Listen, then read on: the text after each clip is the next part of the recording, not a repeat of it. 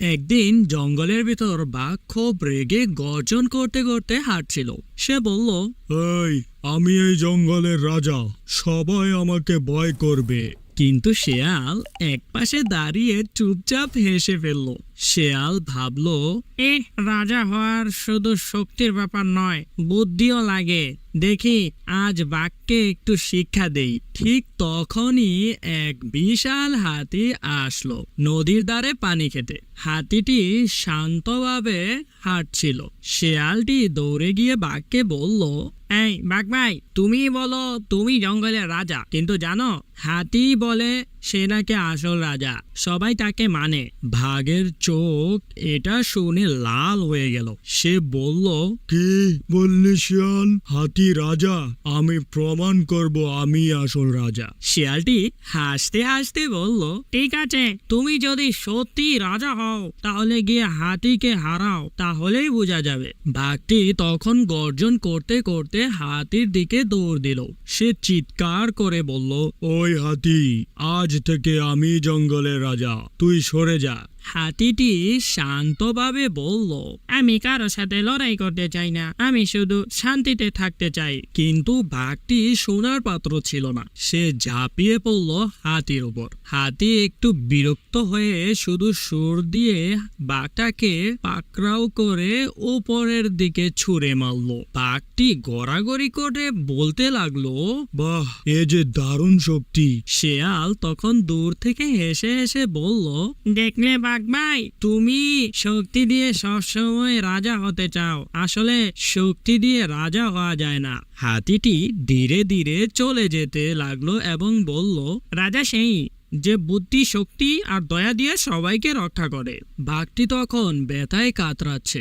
দাঁতগুলো বের করে কষ্ট করে বলল, শিয়াল, তুই আমাকে মিথ্যা ফাঁসিয়েছিস। বললি আমি রাজা হব, অথচ আমার এমন অবস্থা করে দিলি। শিয়ালটি হেসে বলল, আরে বাঘ ভাই, আমি তো শুধু সত্যিটাই বলেছি। তুমি ভেবেছিলে রাজা মানে শুধু শক্তি দেখানো আর ভয় দেখানো, কিন্তু রাজা হলো দরকারের সময় ধৈর্য ধরা। দেখলে না, হাতি লড়াই করতে চায়নি, তবুও সবাই তাকে মানে।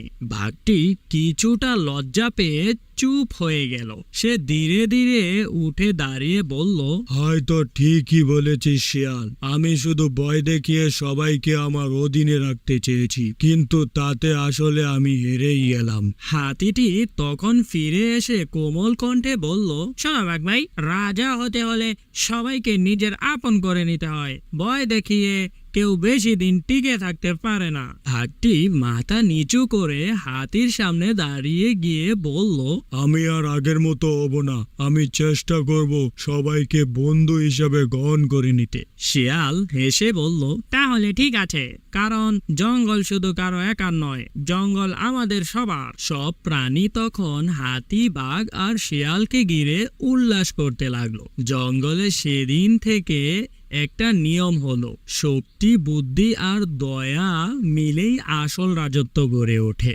জঙ্গলে সেদিন থেকেই শান্তি ফিরে এলো। বাঘ আর শিয়াল একসাথে ঘুরতে লাগলো, তবে এবার আর কোনো চালাকি নয়। বাঘ বলল, শিয়াল ভাই, আগে তোকে অনেক খারাপ ভাবতাম, কিন্তু এখন বুঝি তুই না থাকলে আমি কিছুই শিখতে পারতাম না। শিয়াল আবার মজা করে বলল, আরে আমি না থাকলে তুমি এখনো হাতির দাঁতের তলার চাপায় পড়ে থাকতে। হাতি দূর থেকে হাসতে হাসতে বলল, দেখেছ, এখন কিন্তু তোমরা আসল বন্ধু হয়ে গেছো। সব প্রাণী একসাথে আনন্দ করতে লাগলো। পাখিরা গান গাইতে লাগলো, বানররা নাচতে লাগলো, আর জঙ্গলের বাতাসে সকলের মন সুখে উড়তে লাগলো। বাঘ শপথ করলো, আজ থেকে আমি কাউকে ভয় দেখাবো না, বরং বন্ধু হব, সবাইকে রক্ষা করব। শিয়াল হেসে মাথা নেড়ে বলল, এবার বুঝলি বাঘ ভাই, আসল শক্তি হলো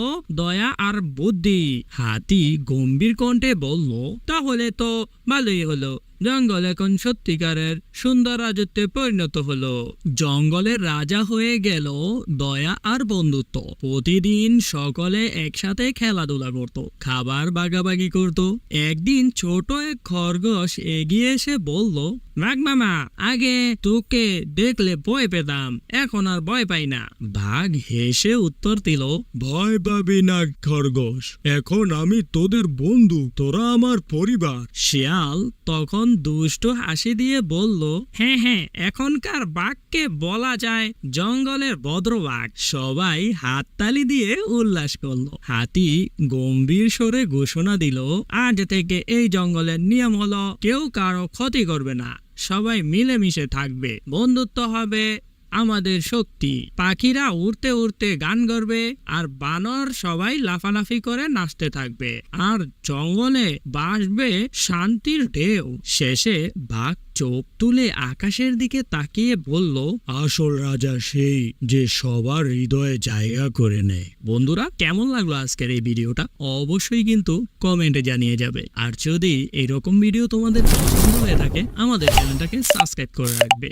আর তোমার কাছে যদি কোনো ইন্টারেস্টিং গল্প থাকে তাহলে তুমি কমেন্টের মধ্যে সেন্ড করে যাবে। আমরা চেষ্টা করব পরবর্তী পর্বে তোমার গল্পটাকে রিলিজ করতে। Take care, bye by.